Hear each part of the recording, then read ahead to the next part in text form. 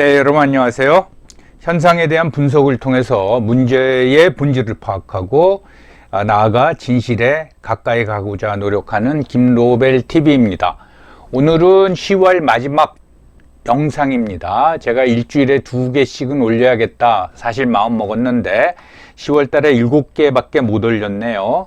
적어도 9개는 올려야 되는데 오늘은 스웨덴, 복지천국이라는 스웨덴에 대한 오해와 진실에 대해서 한번 말씀드리려고 합니다. 스웨덴 하면은 70년대서부터 무슨 프리섹스와 복지천국이다 그렇게 알려져 있습니다. 복지도 천국, 그래서 노후를 걱정할 필요도 없고 그 다음에 성도 개방화돼 있다. 와, 이거 진짜 천국이로구나. 그런 일부 사람들은 생각할 수 있는데 그 진상에 대해서 한번 오늘 살펴보고자 합니다. 그게 어떻게 가능한가? 복지국가라는 게, 복지천국이라는 게. 그 다음에 굉장히 스웨덴은 평등국가입니다. 그래서 그런 그 평등이 과연 진정한 평등인가? 라는 거 하고, 그 다음에 이것이 우리한테 시사하는 바가 뭐냐? 과연 한국이 추구해야 될 바람직한 모델인가? 그에 대해서 한번 살펴보기로 하겠습니다. 이제 복지 확대를 향해서 대한민국은 가고 있습니다. 그래서 저게 우리가 지향할 바가 뭐냐? 또 그걸 지향할 적에 전제돼야 되는 것이 무엇이냐? 이거에 대해서 즉 한국은 어떻게 해야 되나 하는 거에 대해서 한번 생각해 보도록 하겠습니다. 시대에 따라서 또는 연령에 따라서 스웨덴에 대한 이미지는 아마 틀릴 것입니다. 그렇지만 이제 과거와 현재 우리나라 사람들이 가지고 있는 스웨덴에 대한 이미지를 보면은 먼저 스웨덴은 그 면적이 45만 제곱킬로미터입니다. 그러니까 한반도의 2배가 조금 넘죠. 인구는 1000만 명 약간 넘습니다. 1100만 명은 안 됩니다. 그리고 1인당 GDP가 5만 불. 그러니까 굉장히 잘 사는 나라죠. 그런데 전체 GDP로 보면은 우리의 3분의 1밖에 안 돼요. 참고 보면 대한민국 정말 대단한 나라가 된 것 같아요. 스웨덴 하면 우리가 이제 먼저 떠오르는 게 바이킹이죠. 해적질 한 나라. 예.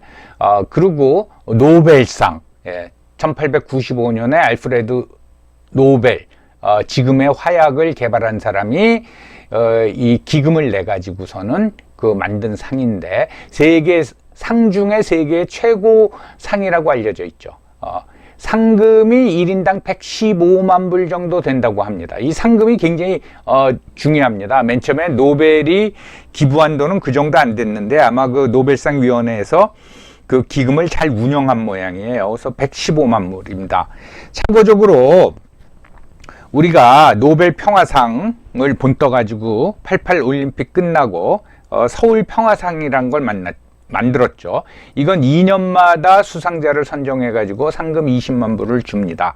그런데 이 상이라는 게 상금이 굉장히 중요합니다. 물론 상금을 안 주는 상도 있지만은 상금 액수가 굉장히 중요하고 그 다음에 그 주는 나라 또는 그 주관하는 기관이 이 격이 있어야 됩니다. 그런 면에서 스웨덴은 그 국력에 비해서 굉장히 격이 있는 나라라고 하겠습니다. 미안한 얘기지만 우리 서울 평화상 누가 받는지 별로 관심도 없지 않습니까? 예. 프리섹스라고 그러는 거는 1960년대 말서부터 1970년대를 통해 가지고 사실 전 세계적인, 그러니까 성의 개방이죠. 리버럴라이제이션인데 일어났는데 아마 이 선두 국가가 스웨덴이었던 것 같아요. 왜 그런 그 인상을 받게 됐느냐 하면은 겨울이 길고 추워가지고 외부 활동이 줄어들고 실내에서 활동하다 보니까 이렇게 된 거 아니냐 그런 얘기도 있고 그러는데 이건 직접 현지에 가보기 전에는 우리가 정확히 파악할 수가 없고 최근에는 이 부분이 소위 이제 성의 개방화가 전 세계적인 현상이기 때문에 스웨덴의 특징을 말하는 거라고는 말할 수 없겠다고 하겠습니다. 그 다음에 우리는 이제 알고 있는 게 아바죠. 아바. 4인조 남녀 혼성 보컬이죠. 아바는 1974년 유로비전 송 콘테스트에 출전해서 그랑프리를 타서 유명해졌는데 제 기억으로는 그 노래가 아마 워털루였을 겁니다. 이 아바가 각광을 받은 거는 그 전까지는 영어권 그 그룹 사운드, 즉 비틀즈나 롤링 스톤즈 이런 게 유명했는데 비영어권 출신으로 전 세계적인 인기를 끌었다는 점에서 아바는 대단하죠. 그리고 아직도 좋아하지 않습니까? 그래서 뮤지컬과 영화로 제작된 맘마미아 이걸 보면은 아바의 그 노래들로 전부 다 이제 저걸 타이틀을 깔아버렸죠. 그 다음에 혹시 나이 드신 분들은 기억하실 겁니다. 비에른 보리, 이게 발음이 정확하냐 어떠냐 하는데 하여튼 뭐 그냥 비에른 보리라고 하겠습니다. 아마 테니스 역사상 최고의 남자 선수로 꼽힐 겁니다. 프랑스 오픈을 6회 우승했고 영국의 윈블든 대회는 무려 5년 연속으로 우승을 했습니다. 아직 살아 있습니다. 1956년 생인데 기타 뭐 그 스웨덴에 대한 인상은 많이 있죠. 그 유명한 자동차 볼보, 지금은 아마 그 소유권이 중국으로 넘어간 걸로 알고 있습니다. 그리고 그 가구 이케아, 예, 대단하죠. 이케아. 그 다음에 그 유명한 여자 배우 잉그리드 버그만, 오래된 배우긴 하지만 그 카사블랑카, 그 다음에 누구를 위하여 종은 울리나, 참 그 명화죠. 예, 정말 그 미인이죠. 예, 그렇게 알려져 있고, 그 다음에 어린애들이 한때 좋아했던 영화 말괄량이 삐삐, 이 원작이 스웨덴 작가입니다. 그리고 우리나라에는 잘 알려져 있지 않지만 발렌베리 가문이 있습니다.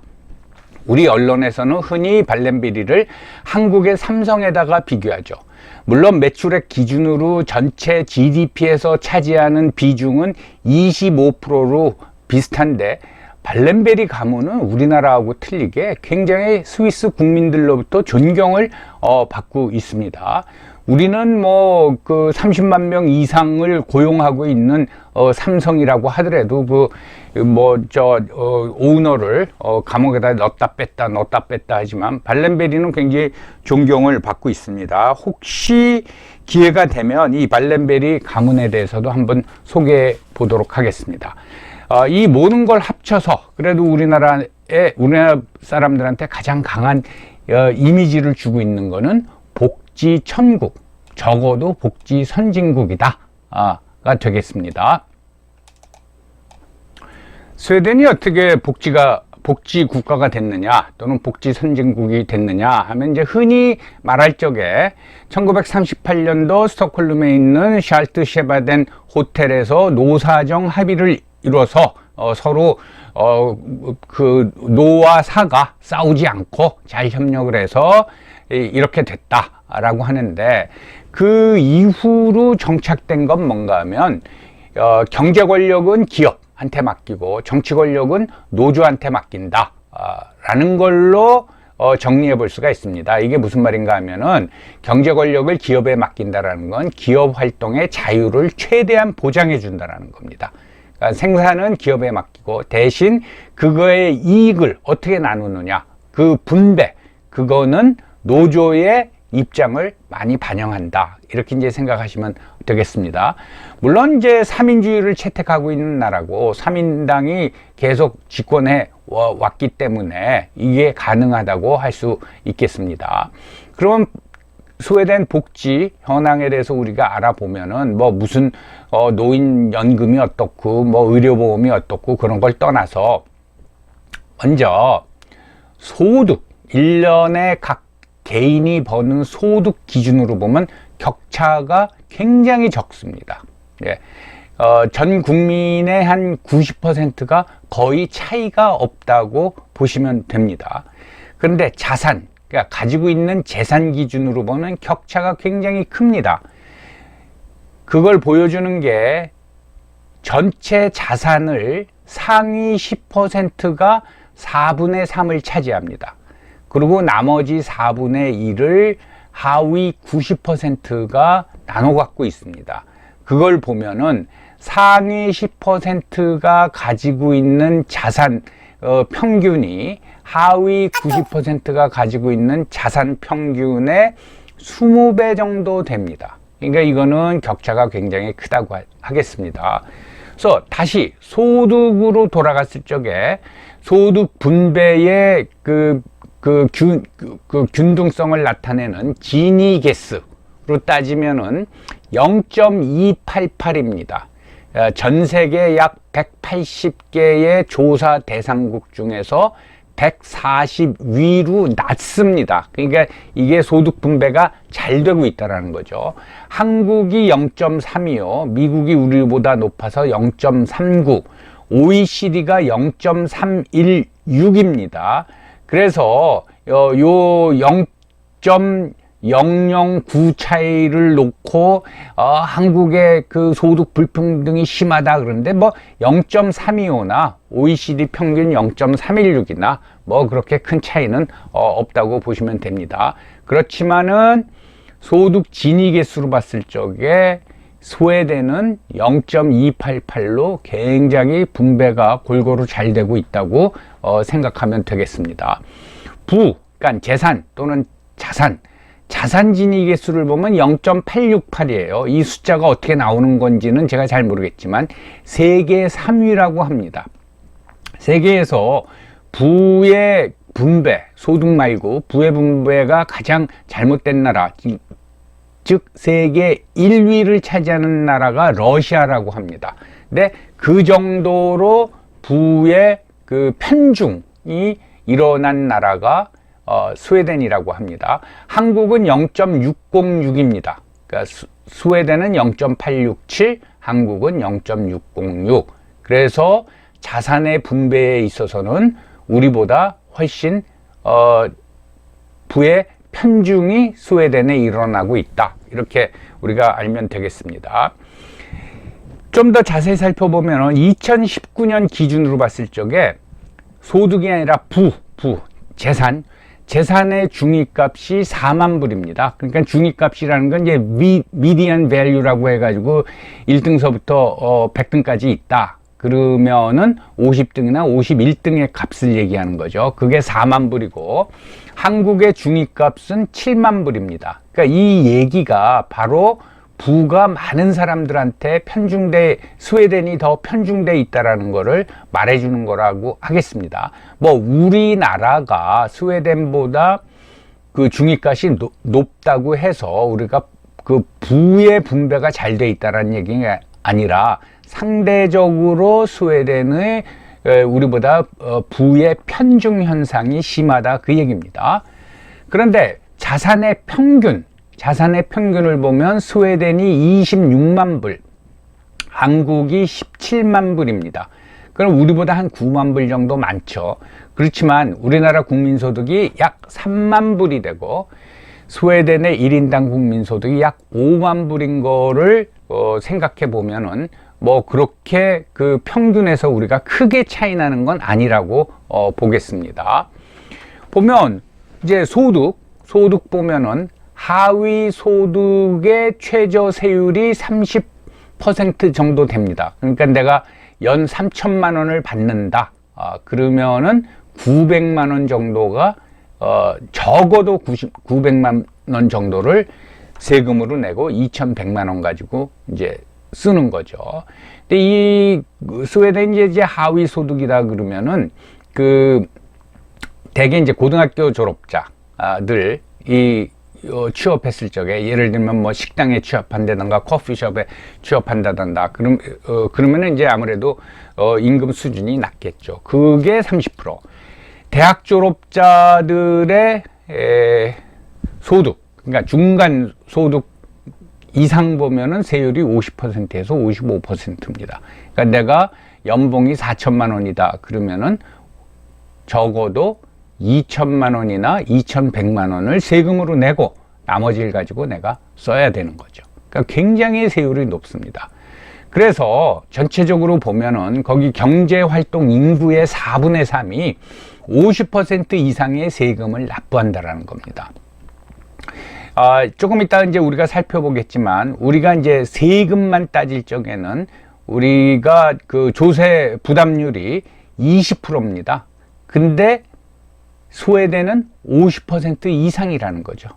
그러니까 우리가 스웨덴처럼 복지를 확대하려고 그러면은 지금 내는 세금보다는 2배 이상을 내야 된다. 그렇게 산술적으로 계산해 볼 수가 있겠습니다. 내가 번 돈의 50%가량을 정부가 띄어간다. 그럼 뭐 정부 도둑놈이란 얘기 안 나오겠어요? 저는 조세 저항이 엄청나게 심할 거라고 봅니다. 우리나라에서. 그래서 결론적으로 50% 이상을 세금으로 가져가니까 일반 이제 근로자는 저축을 통해서 부의 축적은 불가능하다라는 거죠. 그래서 거기도 지금 그 집값 문제로 굉장히 골치가 아픕니다. 젊은 사람들이 이래가지고 우리가 어떻게 집을 사냐, 그런 불만이 많이 누적돼 있는 상황입니다. 저축으로는 부의 축적이 불가능하다. 그러니까 뭐 스웨덴의 그 평균 자산이 1인당 자산이 26만 불이고 우리는 국민소득이 3만 불인데 평균 자산이 17만 불이고 이런 현상이 나타나겠죠. 그래서 세금을 너무 많이 가져가다 내다 보니까 가계부채가 아주 심각한 상황입니다. 그래서 전체 소득은 아니고 가처분 소득의 2배 정도의 그 가계부채, 그러니까 개인 부채를 가지고 있다고 합니다. 이거는 이 비율은 우리나라 가계부채 비율보다도 굉장히 높은 거라고 하겠습니다. 기업은 사회보장세를 냅니다. 이건 어떻게 책정하냐면은 기업이 고용하고 있는 전체 종업원 급여의 31.4%를 사회보장세로 내는데 이 액수가 스웨덴 전체 세수의 11% 정도를 차지하고 있다고 합니다.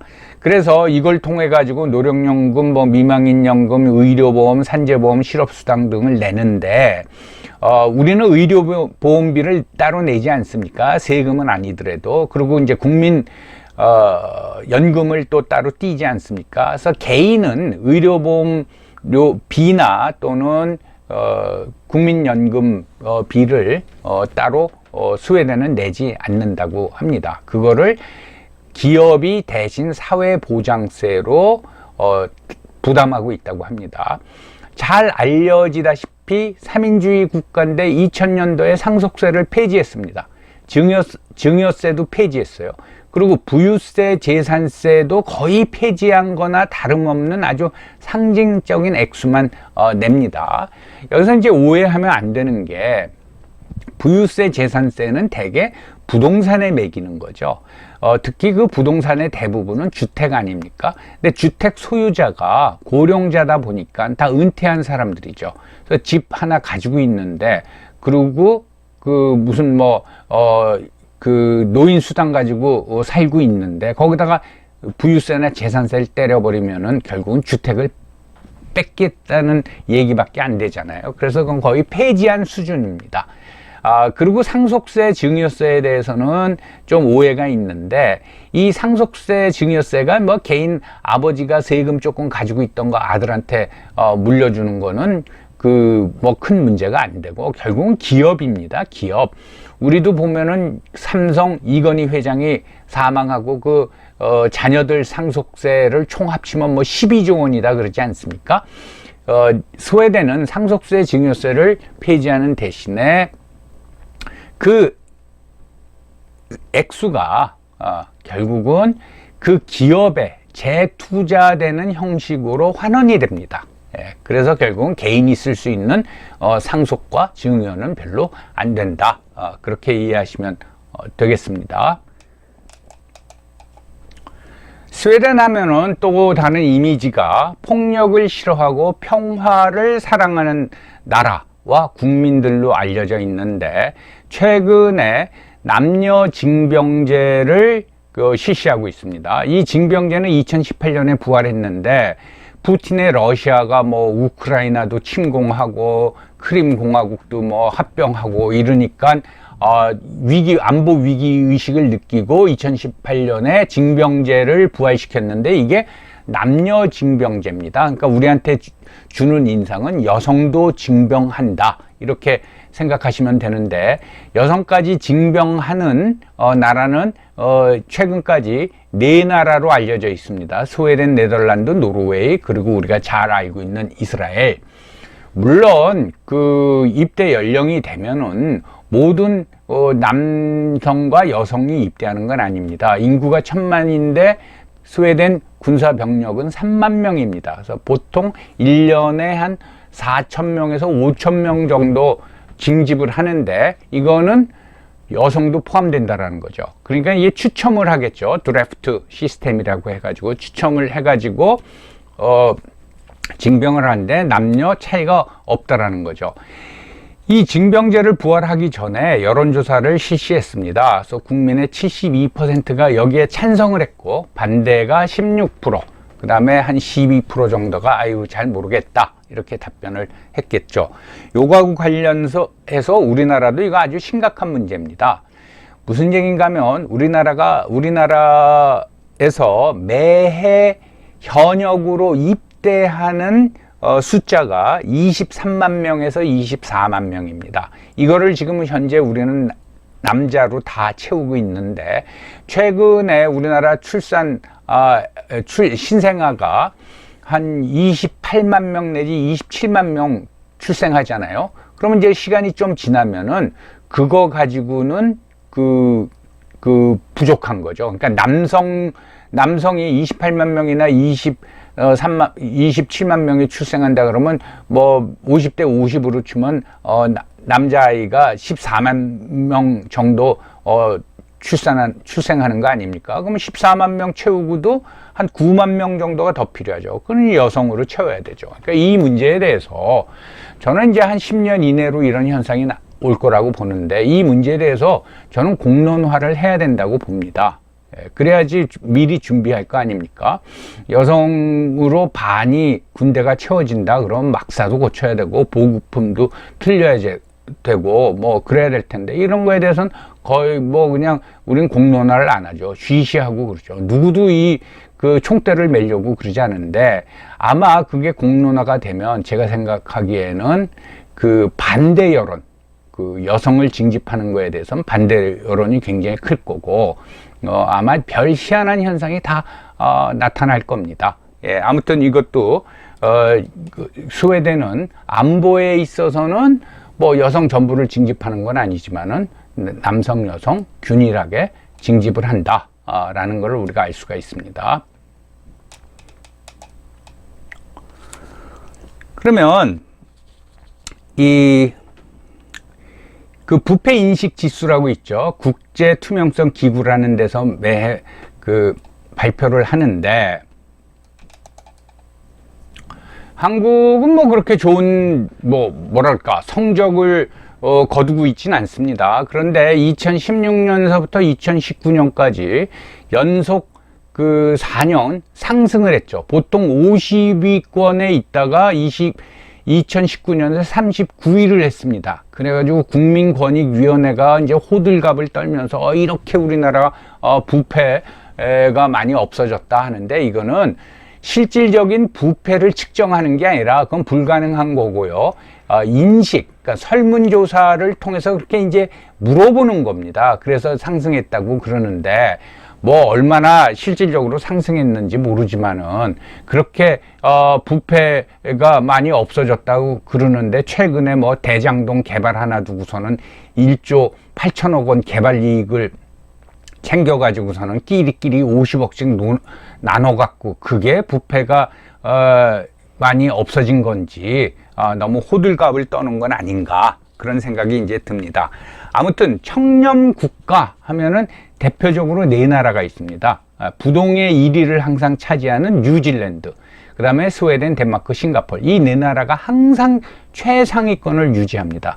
그 정도로 이 스웨덴은 청렴 국가입니다. 특히 정치인들의 높은 윤리식이 강조되고 있는데 이 일이 많고 특히 이제 스웨덴 국회의원들 같은 경우 보면 일이 많고 월급은 적고 특권은 하나도 없습니다. 그러다 보니까 젊은 나이에 합니다. 20대 후반서 시작해서 한 2번 많아야 3번 하고 아이고 힘들다 하고서는 이제 다 이제 그만두죠. 은퇴를 하죠. 그리고 그 스웨덴 국회의원은 개인 사무실은 있지만 개인 비서가 없습니다. 그 다음에 기사 딸린 승용차도 없습니다. 특권이 없어요. 그래서 자기가 직접 타이프를 쳐야 되고 자료를 모아야 되고 그 그 다음에 뭐 지하철 타고 자전거 타고 출퇴근을 하고 그렇습니다. 한 10여 년 전에 스웨덴 국회 사절단이 우리나라를 방문한 적이 있습니다. 그래서 뭐 우리나라 이제 관계자들하고 만났겠죠. 그리고 그분들이 돌아갔는데 그 한국을 방문한 사절단의 비용을 스웨덴의 한 시민단체에서 자세히 조사 분석을 해봤는데 그 중에 35불짜리 그 전표라 그럴까요? 그 카드 사용 내역이 이상한 게 나왔어요. 그거는 나이 많은 여성 그 집권당 여성이 쓴 건데 그게 뭔가 하면은 이 그 35불짜리 그 공예품을 샀습니다. 기념품이랄까 선물로. 이게 적발이 돼서 국민 세금으로 네가 왜 개인적인 그 기념품을 샀냐 해가지고 그 의원이 그 사임을 했습니다. 그리고 정권이 뭐 무너질 뻔했어요. 그 정도로 윤리의식이 높고 강요되고 있어요. 35불이면 우리나라 4만 원입니다. 4만 원. 그거 잘못 썼다고 정권이 무너질 뻔 했습니다.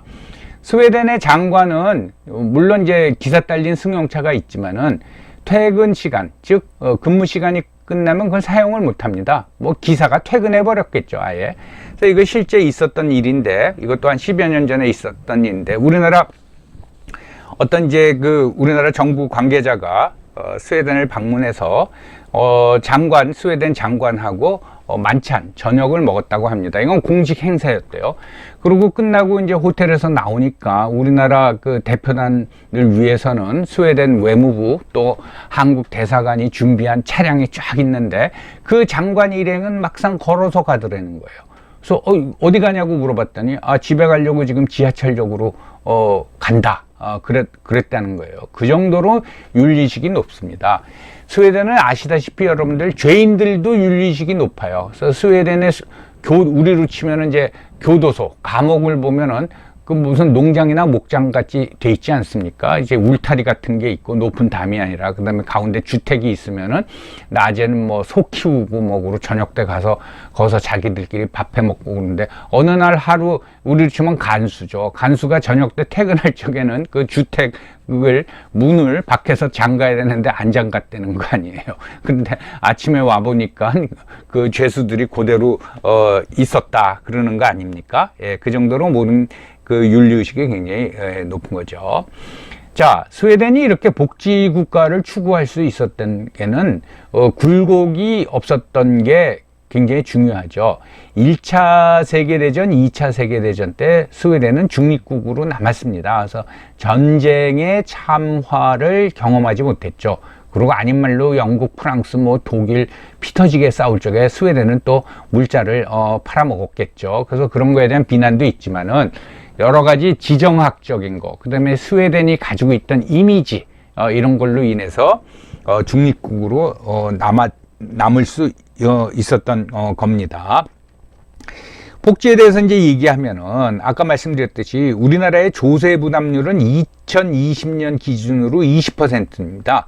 이것도 많다고, 말씀하시는 분들이 있죠. 그런데 조세 부담률 말고 세금, 조세 부담률은 전체 GDP에서 국세와 지방세가 차지하는 비중을 말하는 건데 거기다가 사회보장 기여금이라고 해가지고 가령 개인 소득자들 보면은 그 건강보험료를 내야 되고 그 다음에 국민연금을 내야 되지 않습니까?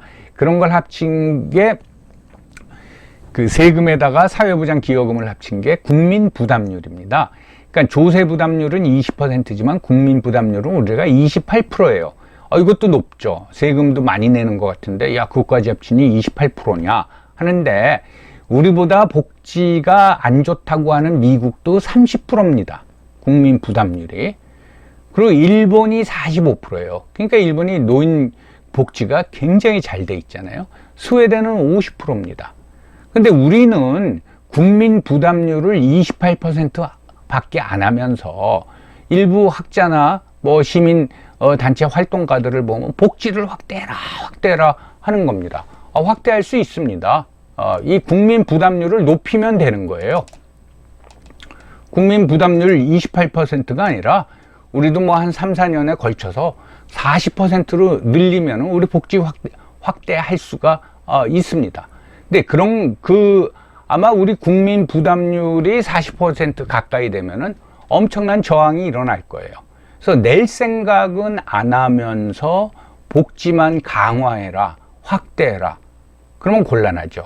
그리고 국민 부담률을 높이지 않으면서 실질적으로 우리 정부가 복지를 확대하고 있습니다.